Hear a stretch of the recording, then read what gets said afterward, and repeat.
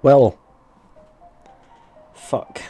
So does anybody remember when I used to do a ton of top 5s? No? Really? Good, because I like to forget as well. Like, they did my channel well at the time, but I wouldn't go back to doing them ever. Well, this video's dancing too close to that format for my liking, but I thought I might as well. You see, Assassin's Creed Odyssey is appearing relatively controversial amongst Assassin's Creed fans, with a lot of people coming forth with various criticisms regarding the game, and honestly, I'm one of these people. The game doesn't really strike me as staying true to the franchise, especially regarding the lore, but I thought I'd throw together a video going over the things I like about it, which struck me as a bit of fun, and painfully, I only managed to think of 5. These things won't necessarily be huge things, some are, some aren't, but it's about the concept, and if I like the concept then it'll probably wind up in this video. Obviously the disclaimer here is that I haven't played the game yet and can only go off of the promotional content and what's known, and just because I like them now or the idea of them doesn't promise that they'll be done to adequate quality when the game comes out. So let's bear that in mind that my opinion might change after launch. Nonetheless, let's get going.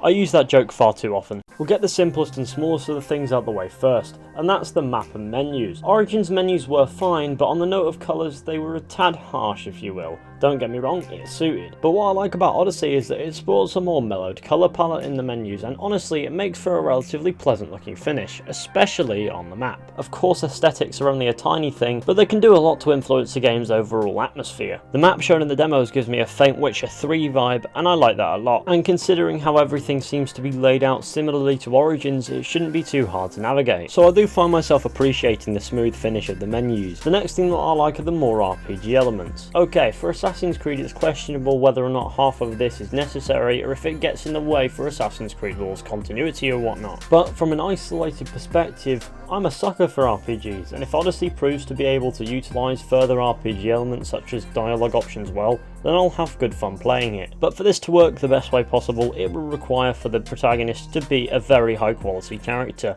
for which I don't have much hope there, to be honest. As for multiple choice outcomes and things like that, I'm not entirely sure how that'll work as far as Assassin's Creed is concerned, but I guess it's a good way to try to add replay value to an RPG, which is a good thing because if you're paying for a game like this, then you're going to want your money's worth. Okay, moving on. Assassin's Creed Odyssey sees the return of open world naval, which kind of makes sense considering the setting. Since we got introduced to Trireme Naval in Origins but it was restricted to select missions, it'll be good to finally be able to get back on a ship whenever we please and sailing around. It might not be able to live up to the fresh feeling of the Black Flag days, but if the feature's there I'm not going to say no to it because they had it in Origins and it would have been a waste if they just got rid of it. I would say that this is a feature that I never specifically wanted to be there, but if it is there I'll take it because it's not a half bad gameplay mechanic. However, I do worry that it feels a bit annoying because naval, even in Black Flag, when naval was at its best in Assassin's Creed, it could get really tiring at times. And forced naval missions in Origins, Assassin's Creed 3 and so on, they were quite annoying as well, so it has to find a nice balance there, and somehow I doubt it'll be able to do that smoothly. But as long as it's kept in moderation even though it's a part of the open world, I reckon it'll fit in well. Moving on, Odyssey is apparently going to sport a heavier modern day focus than recent Assassin's Creed titles. This means that there'll be more time to explore characters like Layla Hassan and William Miles and so on.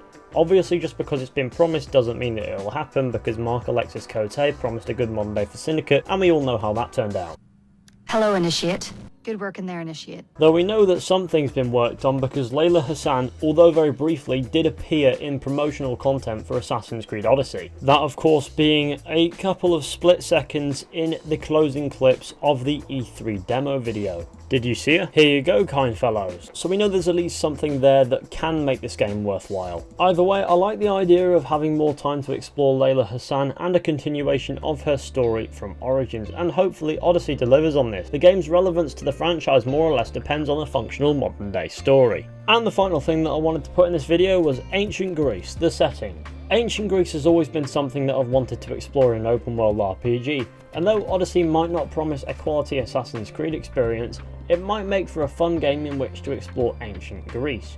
Barring the absurdly large statues everywhere. How the fuck did you even manage to climb that? However, if this game carries itself similarly to Origins does when it comes to historical mythologies and things like that, then it could be an interesting experience. I do find myself looking forward to finding out just how in-depth and rich in history this open world can be, and I hope I'm not disappointed. Tad of wishful thinking if you will, but somebody has to be positive, right? Either way, ancient Greece is a rich setting for any game, so hopefully they don't fuck it up. And there you go, there are 5 things that I actually like so far about Assassin's Creed Odyssey. Why did it have to be 5?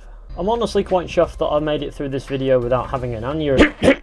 I really enjoyed making this video, so yeah, thanks for watching. Anyway, I'd like to apologise for the lack of Odyssey content that I've been making. I didn't intend to make stupid amounts of Odyssey content, and there's been less than even I expected as far as stuff to make videos on that could actually turn into a decent video, so I thought up this for a bit of fun. To those of you who remember the good old top 5 days, don't worry, I'm not going to be making shit tons of top 5s. This video is just a one-off as it stands at the moment, and it's not even a top 5, is it? It's just a video with 5 points in it. Alright, who cares? Anyway, thank you all for watching. I do hope you enjoyed. Be sure to go ahead, leave a like, subscribe, share. Let me know what you think down in the comment section. What are you looking forward to about Odyssey? Are you looking forward to any specific features? Are any of the features on this list bothering you? Do you not like them? Do you feel as if there's anything that I would have liked but missed? Do let me know down in the comment section. Before I go, be sure to go ahead and drop me a follow on Twitter, and I will see you all very soon with another video at some point.